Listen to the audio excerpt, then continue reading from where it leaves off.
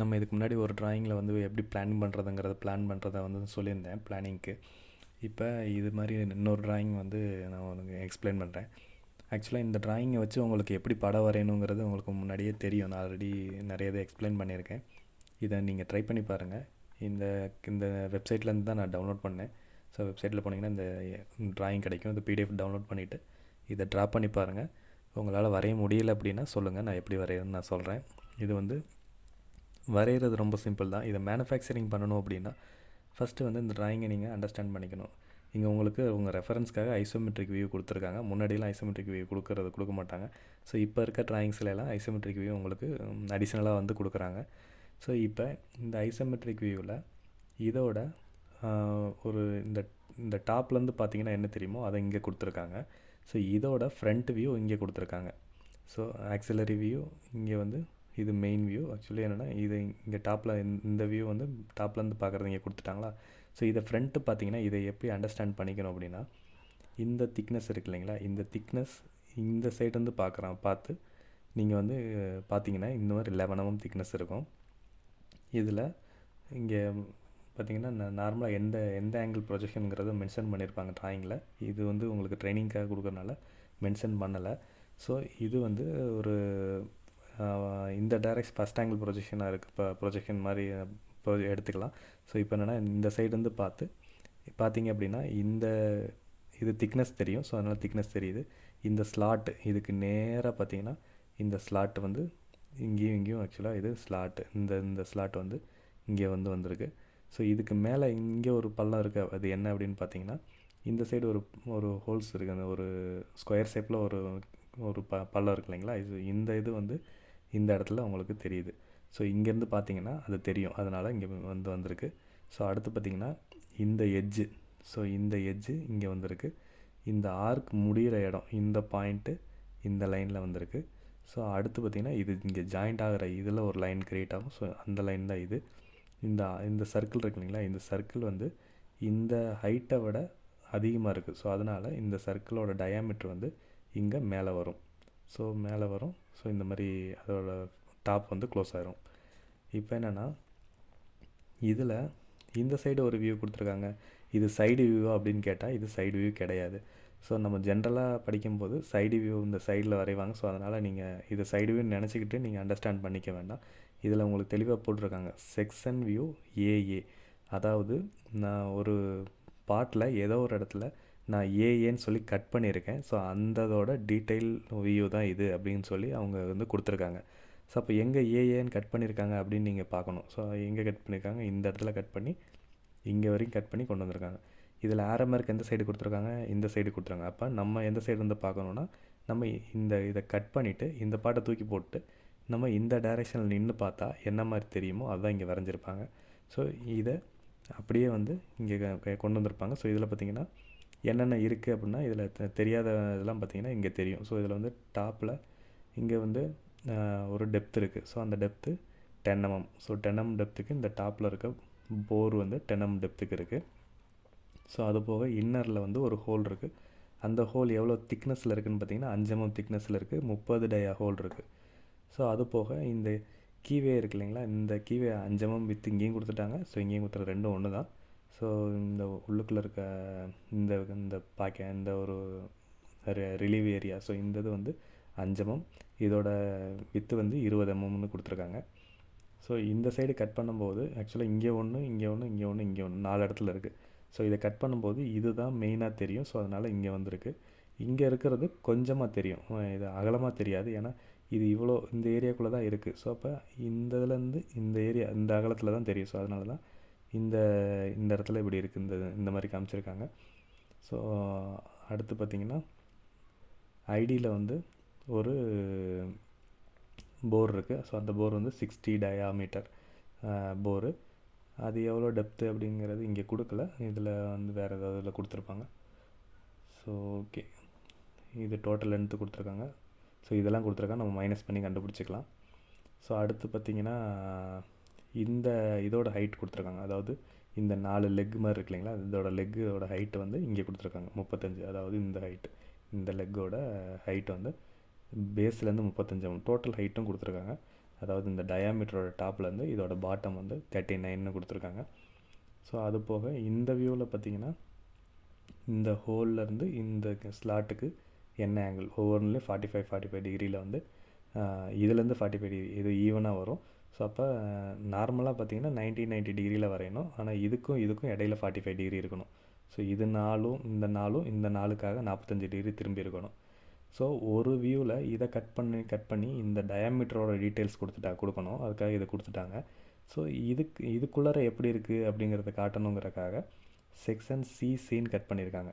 So cut பண்ணி ஆரமார்க்கு இப்படி கொடுத்துருக்காங்க. ஸோ நம்ம என்ன பண்ணணும்னா இந்த கட் பண்ணிவிட்டு இந்த பீஸை ரிமூவ் பண்ணிவிட்டு இந்த டைரெக்ஷனில் நின்று நம்ம பார்த்து அதை வந்து இங்கே வரைஞ்சிருக்காங்க. ஸோ இது கிராஸாக கட் பண்ணனால அப்படி இங்கே கிராஸாக போட்டிருக்காங்க. செக்ஷன் வியூ சிசி இது பார்த்திங்கன்னா இந்த ஸ்கேல் 1:1 அப்படின்னா என்னென்னா எக்ஸாக்ட் டைமென்ஷனில் அப்படியே வரைஞ்சிருக்காங்க. இதில் 50 mm 50 தான் இருக்கும். ஸோ அந்த மாதிரி வரைஞ்சிருக்காங்க. இதில் வந்து ஜாஸ்தி பண்ணால் ஏதாவது சின்னதாக தெரியுது, நான் வந்து ஜூம் பண்ணி காட்டணும் அப்படின்னா மட்டும் இந்த ஸ்கேல் அதிகம் பண்ணுவாங்க. பட் இங்கே வந்து பெரிய சைஸில் ஆல்ரெடி இருக்கிறதுனால ஸோ அதே சைஸ்லேயே கொடுத்துருக்காங்க. ஸோ இப்போ பார்த்திங்கன்னா இதை கட் பண்ணால் என்ன தெரியும், இங்கேருந்து சாலிடு, இது கீழே இருக்க இந்த இது வந்து ஒரு கம்மியான திக்னஸ்லாம் தெரியும். ஸோ அதனால் இங்கே இருக்குது. இது வந்ததுக்கப்புறம் இங்கேருந்து ஹைட்டு ஜாஸ்தியாகும். எந்த அளவுக்கு ஜாஸ்தியாகணும், இந்த டயாவோட கீழே தான் இருக்கும். ஸோ அதனால் அந்த ஹைட்டு வந்து இங்கே சாலிடாக தெரியுது. அதுக்கப்புறம் இதுக்குள்ளே ஒரு ஹோல் வருது. ஸோ ஹோல் இருக்க இடத்துல பார்த்திங்கன்னா உள்ளே இங்கே கட் ஆனதுக்கப்புறம் இங்கே ஜஸ்ட் அந்த ஆர்க்காக தெரியும். ஸோ ஆனால் இங்கே அந்த ஹேச்சிங் வராது. ஏன் வராதுன்னா இப்போ இந்த இடத்துலேருந்து நீங்கள் ஒரு பிளேடை வச்சு கட் பண்ணுறீங்க, ஒரு மிஷினில் கொடுத்து இதை கட் பண்ணிங்க அப்படின்னா எங்கெல்லாம் அந்த கட்டிங் ஸ்க்ராச்சஸ் இருக்கோ அங்கே மட்டும்தான் ஹேச்சஸ் வரும். ஸோ இங்கே வெட்டு விழுந்த இடங்கள் மட்டும்தான் ஹேட்ச் இருக்கும். ஸோ இங்கே வெட்டு விழுந்திருக்கும், இந்த ஹோலுக்குள்ளே வெட்டு விழுந்திருக்காது. ஏன்னா இங்கேயும் தான் விழுந்திருக்கும். இந்த இடத்துல ஆல்ரெடி மெட்டீரியல் இல்லை, அதனால் அந்த இல்லாத இடத்துலலாம் இந்த மாதிரி எம்டியாக தான் இருக்கும். ஸோ அடுத்து பார்த்திங்கன்னா இங்கேருந்து இது வரைக்கும் கட் ஆகிருக்கும். ஸோ அதனால் இங்கே இருக்குது. ஸோ இங்கே ஹோல் இருக்கிறதுனால இந்த இடத்துலலாம் ஹேச்சிங் வராது. ஸோ அடுத்து பார்த்திங்கன்னா டாப்லேயும் இந்த இடத்துல ரிலீவ் இருக்கிற இடத்துலலாம் ஹேச்சிங் வராது, நடுவில் இருக்க ஹோல்லையும் ஹேச்சிங் வராது. ஸோ வரையும்போது இந்த ஹேச்சிங் இதை பற்றி யோசிக்கணும். மேனுஃபேக்சரிங் வந்து அண்டர்ஸ்டாண்ட் பண்ணிக்கணும். மேனுஃபேக்சரிங் அப்போ அடுத்தவங்க வரைஞ்ச டிராயிங்கை நம்ம எப்படி ரீட் பண்ணணும் அப்படின்னு அண்டர்ஸ்டாண்ட் பண்ணிக்கணும். ஸோ இப்போ இது என்ன டீட்டெயில்ஸ் இதில் இருக்குங்கிறத நான் சொல்லியிருக்கேன். ஸோ ஓடி இங்கே வந்து ஐடி 70 mm கொடுத்துருக்காங்க, இங்கே அதோட ஓடி 80 mm கொடுத்துருக்காங்க.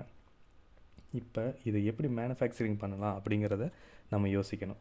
ஸோ இது பார்த்திங்கன்னா மேக்ஸிமம் இதில் இருக்கிறது எல்லாமே மில்லிங் ஆப்ரேஷன்ஸ். இதில் இருக்க ஒரே ஒரு இது பார்த்திங்கன்னா அதாவது டேர்னிங் ஆப்ரேஷன் என்ன இருக்குது அப்படின்னா என்னென்ன பண்ணலாம் அப்படின்னு பார்த்தீங்கன்னா இந்த பெரிய டயாமீட்டர் பண்ணலாம். நீங்கள் ஒரு டேர்னிங் மிஷினில் எடுத்து இந்த டயாமீட்டர் என்ன இங்கே கொடுத்துருக்காங்க. ஸோ இந்த ஜூம் பண்ணி பார்க்கலாம். ஸோ 160 டயாமீட்டரை நீங்கள் டர்ன் பண்ணலாம். அதாவது இதை டர்ன் பண்ணலாம். அதுக்கப்புறம் இந்த 60 டர்ன் பண்ணலாம். இந்த 20 வந்து நம்ம 20 பண்ண முடியாது, இந்த 30 mm போர் பண்ணலாம். அதுக்கப்புறம் செட்டிங் நீங்கள் திருப்பி இந்த சைட் இருக்கிற போர் வந்து நம்ம கம்ப்ளீட் பண்ணலாம். 70 டயா வந்து கம்ப்ளீட் பண்ணலாம். ஸோ இதோட length 10 mm. So 10 mm length complete பண்ணலாம். ஆனால் இங்கே இருக்க மெட்டீரியலை நம்மளால் கம்ப்ளீட் பண்ண முடியாது. ஆனால் இதோட ரஃபிங் வேணால் நீங்கள் பண்ணிக்கலாம். அதாவது இந்த ஆர்க் எந்த இடத்துல இருக்குதுன்னு பார்த்துட்டு ஸோ அதை விட கொஞ்சம் எக்ஸஸாக மெட்டீரியல் வச்சுட்டு நீங்கள் ரஃபிங் பண்ணுறோன்னா பண்ணிக்கலாம். அப்படி இல்லைனாலும் பரவாயில்ல, நீங்கள் இதை வந்து ஸ்ட்ரைட்டாகவே வச்சுக்கலாம். இந்த ஐடியை மட்டும் கம்ப்ளீட் பண்ணிக்கலாம். ஸோ டர்னிங் முடித்ததுக்கப்புறம் அடுத்து என்ன பண்ணலாம் அப்படின்னா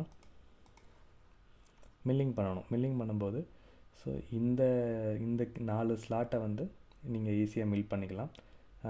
இதை மில் பண்ணிக்கலாம். அடுத்து பார்த்திங்கன்னா அதாவது விஎம்சியில் வந்து ஒரு செக் செட்டிங் போட்டு இந்த டயாமீட்டரை வந்து நீங்கள் கிளாம் பண்ணிவிட்டு ஸோ இந்த மில்லிங் வந்து பண்ணலாம். இல்லைனா இந்த டாப்பை ஃபஸ்ட்டு கம்ப்ளீட் பண்ணலாம். இங்கே ஜாஸில் இடிக்கும் அப்படின்னா இந்த ப்ரொஃபைலை கம்ப்ளீட் பண்ணலாம். கம்ப்ளீட் பண்ணும்போது இங்கே ஒரே ஒரு பிரச்சனை என்ன அப்படின்னா இந்த இடத்துல ஷார்ப் கார்னர் கேட்டிருக்காங்க. ஆனால் ஷார்ப் கார்னர் அதாவது ரெக்யர்மெண்ட்டுன்னு கேட்கல, பட் ஷார்ப் கார்னர் இங்கே வந்து பண்ண முடியாது. ஸோ மில்லிங்கில் இங்கே ஷார்ப் கார்னர் பண்ணுறதுக்கு நம்ம வந்து இந்த டைரெக்ஷனில் பார்த்தாலும் ஒரு கட்டர் வந்து சுற்றுறதுனால ஸோ இந்த கார்னரில் போகும்போது அந்த கட்டரோட ரேடியஸ் வந்து இங்கே ரிமைனிங் மெட்டீரியல் அப்படியே நிற்கும். ஸோ நம்மளால் இதை ஷார்ப் கொண்டு வர முடியாது. இல்லை இன்கேஸ் இதை நான் வெர்டிக்கலாக வச்சு ட்ரை பண்ணாலும் கூட ஸோ இங்கேருந்து நீங்கள் இது வரையும் பண்ணாலும் இந்த கார்னரில் வந்து அந்த கட்டரோட கார்னர் ரேடியஸ் வந்துடும். ஸோ எப்படி பார்த்தாலும் இந்த ஷார்ப் கார்னர் கொண்டு வர முடியாது. அப்படி கொண்டு வரணுன்னா ஸ்பார்க்கிங் இந்த மாதிரி ஸ்பெஷல் ப்ராசஸ் போகணும். அது வந்து இந்த ஃபங்க்ஷனலாக இதுக்கு தேவையா அப்படிங்கிறத முதல்ல நீங்கள் பார்க்கணும். இது வந்து ஒரு டிசைனர் சிம்பிளாக ஒரு ரேடியஸ் கொடுக்க மறந்ததுனால நான் நிறைய காசு போட்டு இந்த ஜாபை வந்து நான் பல ஸ்பெஷல் ஆப்ரேஷன்லாம் பண்ணி நான் கம்ப்ளீட் பண்ணணுமா அப்படின்னு கேட்டால் அதுக்கு பெஸ்ட்டு வந்து நம்ம அதெல்லாம் பண்ண வேண்டாம். நேராக வந்து நம்ம கஸ்டமர்கிட்ட வந்து டிசைனர்கிட்ட இந்த இடத்துல ஒரு ரேடியஸ் ஆட் பண்ணி தர முடியுமா அப்படின்னு கேட்கலாம். உண்மையிலுமே அந்த இடத்துல ரெக்குயர்மெண்ட் இல்லைன்னா அவங்க கண்டிப்பாக வந்து சேஞ்ச் பண்ணி கொடுத்துருவாங்க. அவங்க டிசைனை மாற்றிக்குவாங்க. ஏன்னா இதனால் கஸ்டமருக்கும் காசு லாஸ் ஆகும், நமக்கும் வந்து அன்வான்ட் டைம் வேஸ்ட் ஆகும், மிஷினிங் ஹவர்ஸ் எல்லாமே வேஸ்ட் ஆகும். ஸோ அதனால் இந்த மாதிரி இடத்துல நீங்கள் ஓப்பனாக வந்து கஸ்டமர்கிட்ட கேட்குறது பெஸ்ட்டு. ஸோ இந்த மாதிரி அதே மாதிரி நீங்கள் டிசைன் பண்ணுறதா இருந்தால் இந்த மாதிரி ஷார்ப் கார்னர் ஒரு மிஷினிங் ஆஸ்பெக்டையும் யோசித்து இந்த இடத்துல வந்து நம்ம மிஷினிங் பண்ண முடியாது. ஸோ அப்போ நம்ம இங்கே இடத்துல ஒரு ரேடியஸ் கொடுத்தா நல்லாயிருக்கும் அப்படிங்கிற மாதிரி உங்கள் டிசைனையும் நீங்கள் சேஞ்ச் பண்ணிங்க. இந்த மாதிரி இடத்துல ஒரு ரேடியஸ் கொடுக்கறதுனால ஸ்ட்ரென்த்தும் இன்க்ரீஸ் ஆகும். பட் இதுக்கு ஆப்போசிட்டில் என்ன ப்ரொஃபைல் வருதுங்கிறத பொறுத்து நம்ம முடிவு பண்ணிக்கலாம். இங்கே சேஞ்ச் பண்ணால் அங்கேயும் சேஞ்ச் பண்ணணும். ஸோ அந்த மாதிரி தான் நீங்கள் திங்க் பண்ணிக்கோங்க. ரெண்டாவது விஷயம், இந்த இடத்துல ஒரு ரிலீவ் கேட்டிருக்காங்க. இந்த ரிலீவ் வந்து நம்மளால் வந்து நம்ம மிஷினிங்கில் பண்ணுறது டிஃபிகல்ட்டி. ஸோ அதனால் என்னென்னா, ஏன்னா இங்கே வந்து இப்படி போய் ஸ்ட்ரெயிட் வந்து இப்படி வருது. ஸோ நீங்கள் கட்டரை போட்டு ரிலீவ் அடித்தாலும் கூட இந்த இடத்துல ரேடியஸ் தான் வரும். ஸோ இந்த மாதிரி இடத்துல பார்த்திங்கன்னா நம்ம வந்து ஸ்பார்க்கிங் பண்ணலாம். அப்படி அதை எலக்ட்ரோடு நீங்கள் பண்ணி இதை ப்ளஞ்ச் பண்ணி ஸ்பார்க் பண்ணலாம். அப்படி இல்லைன்னா ஒரு சின்னதாக வந்து ஒரு ஸ்பார்க் ட்ரில்லு போட்டுட்டு அதுக்கப்புறம் வயர் கட் கொடுத்து, ஸோ இங்கேருந்து இது த்ரூ ஓப்பன் தான், இந்த ஸோ ஆப்போசிட்டில் ஓப்பன் ஆகுது. ஸோ த்ரூவாக வந்து இந்த ஸ்கொயர் அப்படியே வந்து நம்ம வயர் கட் பண்ணிடலாம். ஸோ இந்த சைடு அதே மாதிரி வயர் கட் பண்ணலாம். 2 செட்டிங்கில் வயர் கட் பண்ணலாம். ஸோ மற்றதெல்லாமே நீங்கள் மில்லிங்லேயே கம்ப்ளீட் பண்ணிக்கலாம். ஸோ அதுக்கப்புறம் நீங்கள் கிளாம்ப் போட்டுட்டு இந்த ஏரியாவை வந்து நீங்கள் இதை அலைன் பண்ணிட்டு இந்த ஏரியாவை வந்து நீங்கள் மில் பண்ணுறனாலும் மில் பண்ணிக்கலாம். இல்லையா இந்த ஐடியில் வந்து ஜாஸை போட்டு கிளாம்ப் பண்ணிங்கன்னா ஒரே செட்டிங்கில் இந்த இது எல்லாத்தையுமே முடிச்சிடலாம். ஸோ நமக்கு எந்த மாதிரி வேணுமோ அந்த மாதிரி பண்ணிக்கலாம். இல்லைன்னா இங்கே ஒரு ஃபிக்சர் பண்ணிக்கலாம். இந்த ஃபிக்சருக்குள்ளே இந்த ஐடி கைடாகிற மாதிரி டாப்பில் ஒரு பிளேட்டை போட்டு சென்டரில் ஒரு ஸ்க்ரூ போட்டிங்கனாலும் இந்த ப்ரொஃபைல் எல்லாத்தையும் முடிக்க முடியும். இது ஒரு குவான்டிட்டினா நீங்கள் எந்த மெத்தட் வேணாலும் பண்ணலாம். இதே ப்ரொடக்ஷனாக வரும்போது நீங்கள் ஜாஸ்தி குவான்டிட்டி பண்ணணும் அப்படின்னா நீங்கள் வந்து எந்த மாதிரி ஃபிக்சர் போகலாம், ரிஜிடிட்டி எப்படி இருக்கணும். ஏன்னா சைக்கிள் ஹை வால்யூம் போகும்போது சைக்கிள் டைம் ரிடக்ஷன் ரொம்ப எதிர்பார்ப்பீங்க. அப்போ வந்து கிளாம்பிங் ரிஜிட்டாக இருந்தால் தான் உங்களால் கட்டு வந்து நிறைய கட்டு கொடுக்க முடியும். ஸோ ஹை ஃபாஸ்ட் மிஷினிங் போகலாம். ஸோ அப்படிங்கிறப்ப உங்களோட கிளாம்பிங் வந்து அந்த மாதிரி இருக்கணும். ஒரு பாட்டுக்கு நீங்கள் மெதுவாக கட்டு கொடுத்து ப்ரூவ் பண்ணால் பிரச்சனை இல்லை. ஸோ கிளாம்பிங் கொஞ்சம் வீக்காக இருந்தாலும் பராமீட்டரில் கொஞ்சம் கம்மி பண்ணி மெதுவாக ஓடுற மாதிரியே ஜாப் திரும்பாமல் நம்மளால் பண்ணிக்க முடியும். ஆனால் இதுவே வந்து ஒரு 1000 நம்பர்ஸ் ஓடணும், 2000 நம்பர் ஓடணும், 3000 நம்பர் ஓடணும் அப்படின்னா அதுக்குரிய மாதிரி ஒரு கொஞ்சம் நேரம் வந்து எக்ஸ்ட்ரா டைம் யோசித்து கிளாம்பிங்கை நீங்கள் மாற்றி அதாவது ஒரு எக்ஸாம்பிளுக்கு நீங்கள் இதை ஜாஸில் பிடிச்சி ஐடியில் ஜாஸில் பிடிச்சி இந்த மிஷினிங்லாம் பண்ணுறீங்க அப்படின்னா ஒரு 1 hour ஆகுது அப்படின்னா இப்போ வந்து இந்த டாப்பில் இருக்கிறது மட்டும் ஒரு 45 minutes ஓடுது, இந்த கீவே வந்து ஒரு 1/4 மணி நேரம் ஓடுது அப்படின்னா நம்ம வந்து பிளானிங் பண்ணும்போது அதை ப்ரொடக்ஷனாக பண்ணும்போது இந்த கீவேவை வந்து 1/4 மணி நேரம் எடுத்து தனியாக முடிச்சுட்டு ஸோ இதில் வந்து ஏதாவது ரிஜிட் கிளாம்பிங் போல்ட் நட்டு போட்டு லாக் பண்ணணும் அப்படின்னா இந்த டயாவை கைட் பண்ணி ஏதாவது ஒரு இடத்துல ஹெவியாக லாக் பண்ணோம் அப்படின்னா இந்த மிஷினிங்கெல்லாம் ஒரு 10 நிமிஷத்தில் முடிக்க முடியும்னா நமக்கு கிட்டத்தட்ட ஒரு 35 minutes சேவ் ஆகும். ஸோ அந்த மாதிரி பண்ண முடிஞ்சது இல்லை ஏதோ ஒரு மெத்தட் அந்த மாதிரி யோசிக்க முடிஞ்சுன்னா டோட்டலான டைம் இங்கே ஒரு 10 நிமிஷம் அதில் ஒரு 1/4 மணி நேரம், ஸோ ஒரு 25 minutesல உங்களால் ஒரு பாட்டையும் முடிக்க முடியும் அப்படின்னா ஸோ அந்த மாதிரி நீங்கள் பிரிச்சுக்கிட்டு அதிகமான குவான்டிட்டி வரதுக்கு என்ன மாதிரி ஒர்க் அவுட் பண்ணணுமோ அது மாதிரி ஒர்க் அவுட் பண்ணிக்கலாம். ஸோ இது வந்து சின்னதான இன்புட் கொடுத்துருங்க. இதோட இன்னும் நிறையாவும் உங்களால் யோசிக்க முடியும். இன்னும் குயிக் சேஞ்சாகவும் நிறைய ஒவ்வொருத்தவங்களும் ஒரு ஐடியா கிடைக்கும். ஸோ அவங்கவுங்களோட ஐடியாவில் நீங்கள் வந்து யோசித்து இதை ஒர்க் அவுட் பண்ணிக்கலாம்.